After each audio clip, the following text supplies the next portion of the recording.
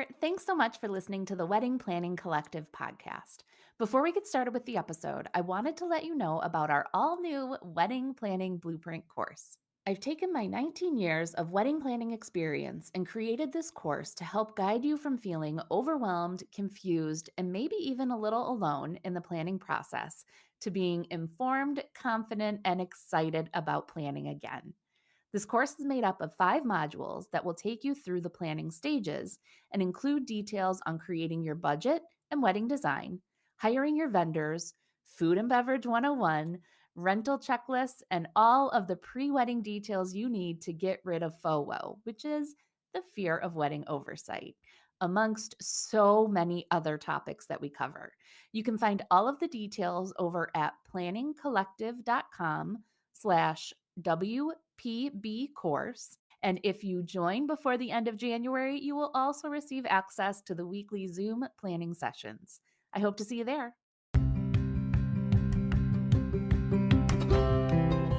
Hi, I'm Kate McClellan, pro wedding planner with over 16 years of experience helping more than 400 couples down the aisle. I started Planning Collective to help all couples get through the overwhelm of wedding planning by sharing my actionable tips and tools that I've used over the years working with my clients.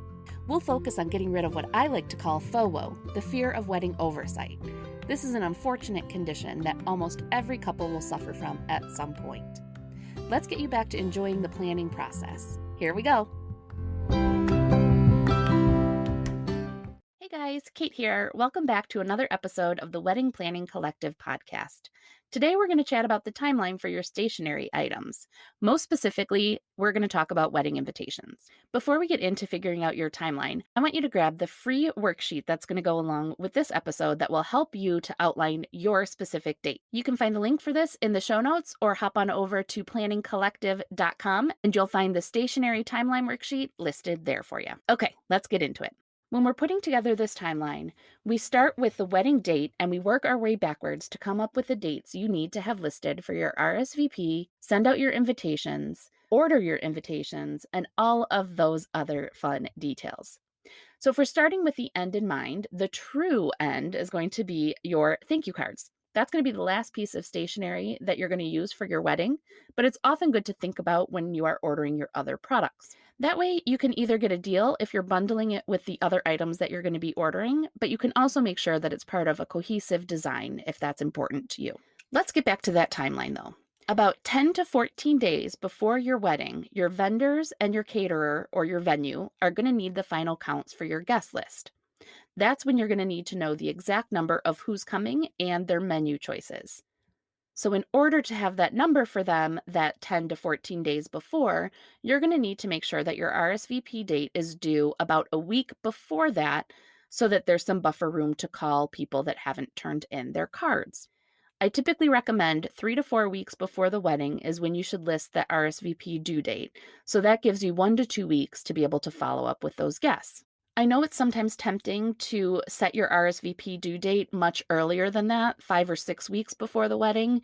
It's tempting because you want to know what your final numbers are so that you can figure out your budget and put a whole bunch of other details to rest. I don't recommend doing your RSVP more than 1 month before the wedding.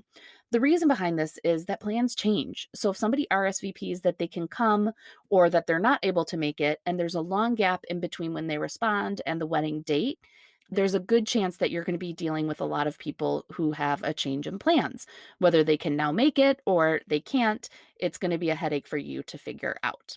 Working back from there, we want to make sure that the guests have about 3 to 4 weeks with the invitation in hand before the RSVP is due.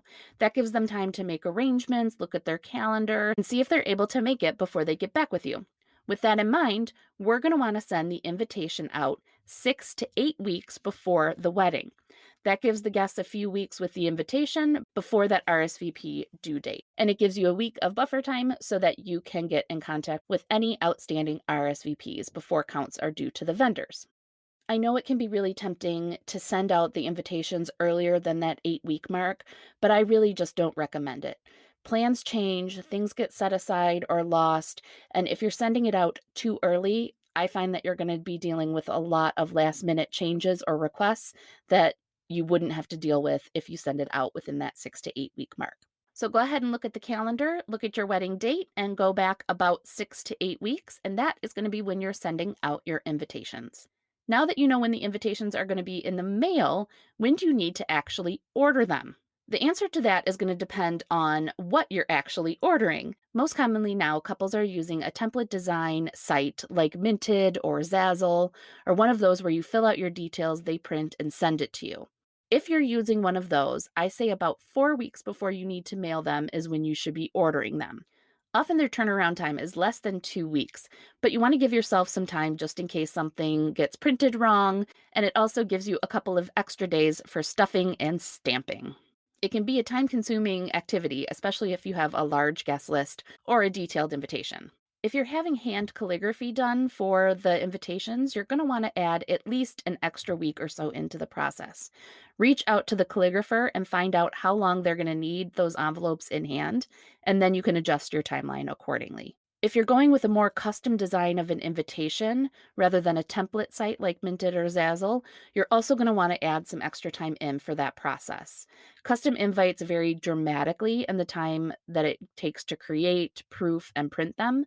So make sure to talk to your designer about it and what their time frame looks like. Depending on the details of the design and their workload, they might need an extra 2 to 3 months for production, again, depending on the details. So reach out to them, let them know what you're looking to design or have them create, and then they can let you know what the process and timeline would be. Remember that in general, when you're doing something custom, always add more time to the process and usually the budget than you think you're going to need.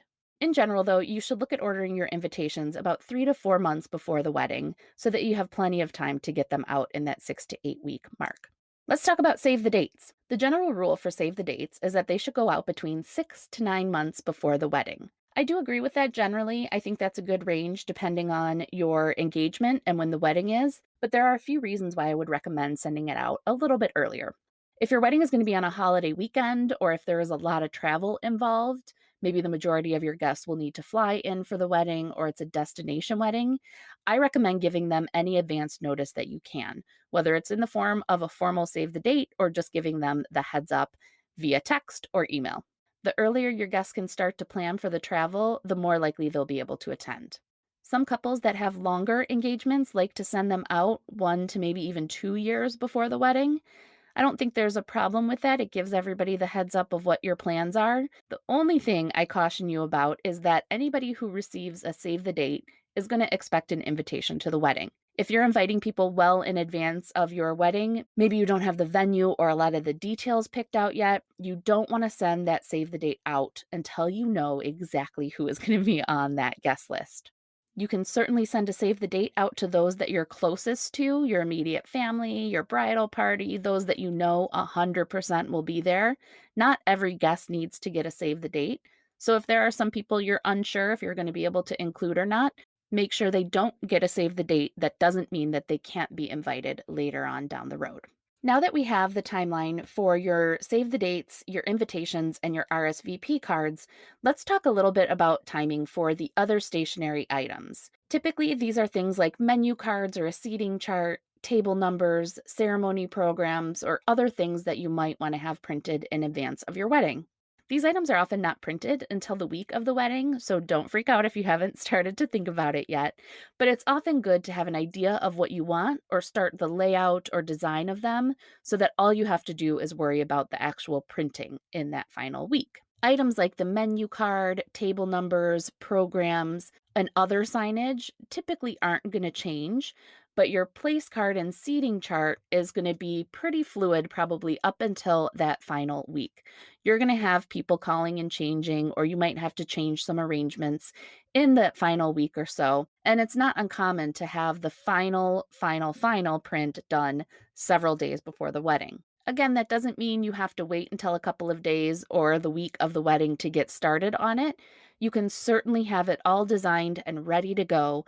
I just recommend you hold off on printing anything until it gets closer, definitely within that week of the wedding. Most of our couples will use a printer like FedEx or Kinko's, somewhere that's open mostly round the clock, 7 days a week, so that we can get this done last minute. You can reach out to a printing company ahead of time just so you know what their expectations and requirements are.